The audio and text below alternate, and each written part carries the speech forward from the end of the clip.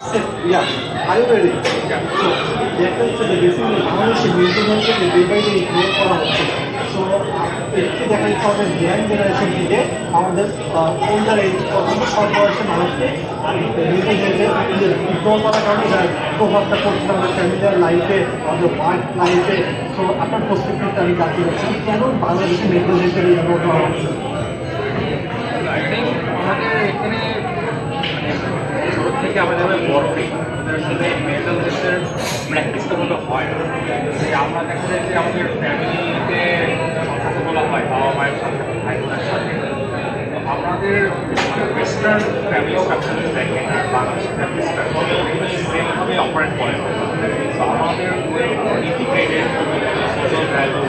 যেমন বাসার চারজনের সাথে শুধু চারজনের মধ্যে সম্পর্ক না আমাদের সাথে পুরো নেইবারহুডের একটা সম্পর্ক থাকে এরকম করে গড়ে ওঠে ন্যাচারালি দেখা যায় যে আমাদের ছোটো ছোটো বড় হয়ে আমাদের বাবা মা সাপোর্ট না ওনারা আমাদের সাপোর্ট পেয়ে বড় হয়ে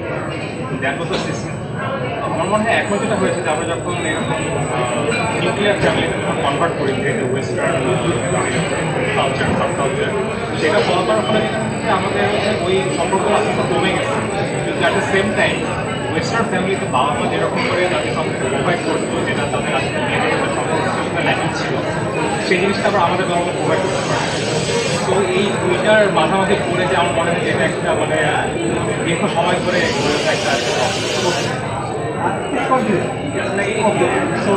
দেখা যাচ্ছে যে মেন্টালিটিকে ডে বাই ডে গ্রো করার কারণে আমাদের ইয়াং জেনারেশন অনেক বেশি ফ্রাস্ট্রেশন হয়ে উঠতেছে, আমাদের ডিপ্রেস, লনলিনেস, অ্যাংজাইটিতে ভুগতেছে। সো আপনার একটা ভিউ জানা যাচ্ছে যে মেন্টাল হেলথকে ইনিশিয়াল স্টেজে রিকভারি করার জন্য যাদের মেন্টাল হেলথ আপনি সামনে নিতে জানলে বন্ধু বান্ধব হোক, ফ্যামিলিয়ার হোক, যাদের মেন্টাল হেলথের প্রবলেমটা থাকবে। সো ফ্যামিলি কাউন্সিলিংটা কত বেশি ইম্পর্টেন্ট আপনি আমার মনে হয় যে যে কেউই যখন মেন্টাল হেলথ ইস্যু হয় আমার মনে হয় সবার আগে যেটা করা হচ্ছে শেয়ার যে একটা ছোটো জিনিসও হয়তো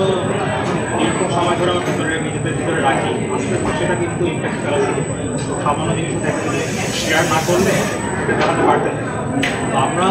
আমি অলওয়েজ মনে করি যে আমাদের সাথে যদি এরকম কিছু হয়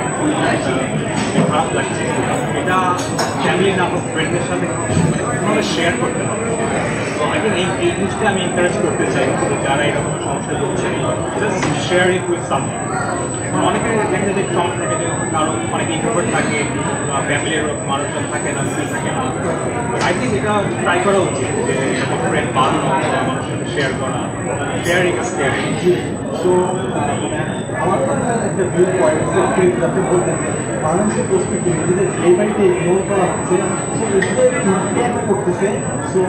যার মধ্যে মেন্টাল হেলথের ইস্যুটা থাকবে সেগুলি প্রপারলি ইনিশিয়াল স্টেজে ইনকাম করা যায়। সো মাইন্ড কাউন্সিলের মাধ্যমে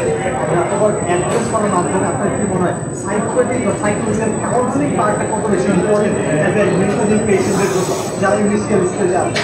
যেটা না এটা ইম্পর্টেন্ট কারণ আমি আমার ফ্রেন্ডের সাথে শেয়ার করতে পারি সেটা প্রফেশনাল অনেক সময় দেখা যায় যে বিপরীত হয় যারা এই জিনিসগুলো নিয়ে পড়াশোনা করেছে তারা এ ব্যাপারে বলতে পারে সলিউশন দিতে পারে তারা হয়তো আপনাকে সমস্যার সমাধান দেবে না কিন্তু তারা জানে যে একজন মানুষ যখন তার সমস্যার কথা বলে সেটা কীভাবে অ্যাপ্রোচ করতে হয় কীভাবে জিনিসটা শুনতে হয় তাদের ওই লিসনিং স্কিলটা আছে ওই বিহেভিয়ারাল অ্যাপ্রোচগুলো তার জানা আছে যেটা একটা কাউন্সিলর বা সাইকিয়াট্রিস্ট থাকে এটা সাধারণ মানুষের অনেক সময় থাকে না তো তার জন্য আমি মনে করি যে প্র্যাকটিসটা বাংলাদেশে হওয়া জরুরি যেমন আমি পার্সোনাল এক্সপিরিয়েন্স থেকে বলতে পারি আমার প্রাইভেট ইউনিভার্সিটি ছিল থার্ড ইয়ারের এরকম অনেক সমস্যা ফেস করেছিলাম সময় আমি যেটা প্যান্ডেমিকের সময় ছিল ভালোই থেকে সব আরও তাকে আসতে প্র্যাকটিস কাউন্সিল আছে তারা আমার অনেকে মানে মেন্টাল হেলথ সাপোর্ট দিয়েছিল সেই সময় এটা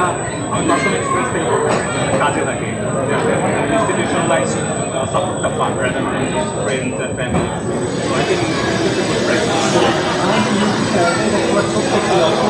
মানুষের মধ্যে অ্যাওয়ার্ড একটা মেন্টালিটি অ্যাওয়ারনেসটা ডেভেলপ করা তারা যাতে সচেতন হয় এবং যত মানুষ যত বেশি আমাদের ভিডিওগুলো দেখে চ্যানেলের ভিডিওগুলো দেখে সচেতন হবে আমাদের ইয়াং জেনারেশন আমরা মনে করি ইন ফিউচার আরও বেশি ভালোভাবে এগিয়ে যেতে পারবো। Just my question